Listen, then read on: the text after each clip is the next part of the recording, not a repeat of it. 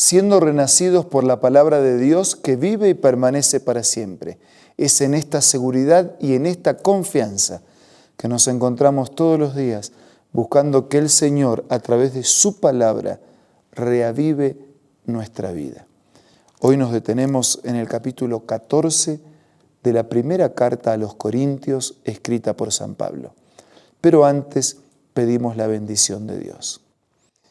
Señor, Padre nuestro, que el mismo Espíritu que inspiró a los escritores de tu palabra nos inspire para entenderla y también para aplicarla a nuestra vida. Lo pedimos y agradecemos en el nombre de Jesús. Amén. El capítulo 12, 13 y 14 de Primera de Corintios hacen una unidad temática. Ya hemos visto que Dios tiene distintos ministerios, dones y talentos que Él otorga a su iglesia que puedan ser utilizados para la edificación mutua, para el crecimiento y para la salvación de todas las personas. Hemos visto también que esos dones o talentos que pueden parecer a la vista humana más pequeños o más importantes, de la misma manera que en el cuerpo humano hay miembros que pueden parecer más relevantes que otros, pero todos, aún los más pequeños, tienen su función y su razón de ser. Y el apóstol nos desafió en el capítulo 13 que hay un don que todos pueden tener y que ese don es el don del amor. En el capítulo 14 se nos introduce el don de lenguas y el de profecía. Y el apóstol lo hace de esta manera. Empeñense en seguir el amor y ambicionen los dones espirituales, sobre todo el de profecía. Porque el que habla en lenguas no habla a los demás sino a Dios. En realidad nadie le entiende lo que dice porque habla misterios por el Espíritu. En cambio, el que profetiza habla a los demás para edificar, animar y consolar. Está hablando del don de la profecía por encima del don de lenguas. El que habla en lenguas se edifica a sí mismo. En cambio, el que profetiza edifica a la iglesia. Yo quisiera que todos ustedes hablaran en lenguas, pero mucho más que profetizaran.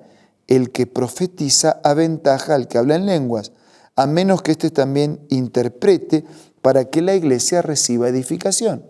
Si lo que yo hablo no lo entiende nadie, solo me edifico a mí mismo.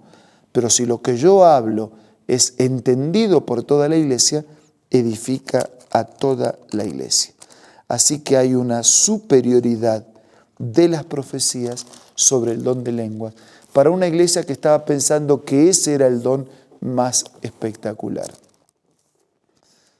Versículo 6. Hermanos, si yo fuera a visitarlos y les hablara en lenguas, ¿de qué les serviría a menos que le presentara alguna revelación, conocimiento, profecías o enseñanza? Aún en el caso de instrumentos musicales tales como la flauta, el arpa, ¿cómo se reconocerá lo que tocan si no dan distintamente sus sonidos? Y si la trompeta no da un toque claro, ¿quién se va a preparar para la batalla? Así sucede con ustedes. A menos que su lengua pronuncie palabras comprensibles, ¿cómo se sabrá lo que dicen? Será como si hablaran al aire, un sonido simplemente. ¿Quién sabe cuántos idiomas hay en el mundo? Y ninguno carece de sentido.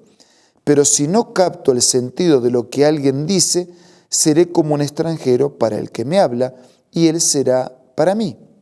Versículo 12.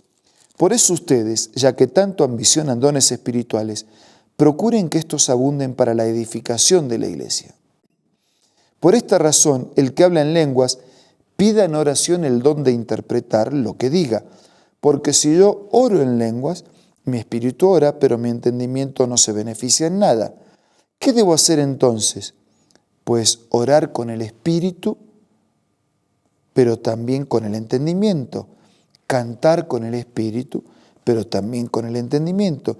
De otra manera, si alabas a Dios con el espíritu, ¿cómo puede quien no es instruido decir amén a tu acción de gracias, puesto que no entiende lo que dices? En este caso, tu acción de gracias es admirable, pero no edifica al otro. Lo que está queriendo decir es que cuando alguien habla el don de lenguas, y si Dios le da el don de lenguas a alguien, tiene que ser entendido ese mensaje, porque si no, no edifica a la iglesia, y los dones están dados para edificar a la iglesia. Versículo 18. Doy gracias a Dios porque hablo en lengua más que todos ustedes. Sin embargo, en la iglesia prefiero emplear 5 palabras comprensibles y que me sirvan para instruir a los demás que 10.000 palabras en lenguas. Dice Pablo, si es por hablar en lengua, yo también hablo en lenguas. Pero yo prefiero decir 5 palabras que me entiendan que 10.000 palabras que nadie entienda. Hermanos, no sean niños en su modo de pensar, sean niños en cuanto a la malicia, pero adultos en su modo de pensar. Por eso en la ley está escrito, por medio de gente de lengua extraña y por boca de extranjeros, hablaré a este pueblo, pero ni aun así me escucharán, dice el Señor. De modo que el hablar en lenguas es una señal, no para los creyentes, sino para los incrédulos. En cambio, la profecía no es señal para los incrédulos, sino para los creyentes. Así que si toda la iglesia se reúne y todos hablan en lenguas y entran algunos que no entienden o no creen, no dirán que ustedes están locos. Pero si uno que no cree o uno que no entiende entra cuando todos están profetizando, se sentirá reprendido y juzgado por todos, y los secretos de su corazón quedarán al descubierto.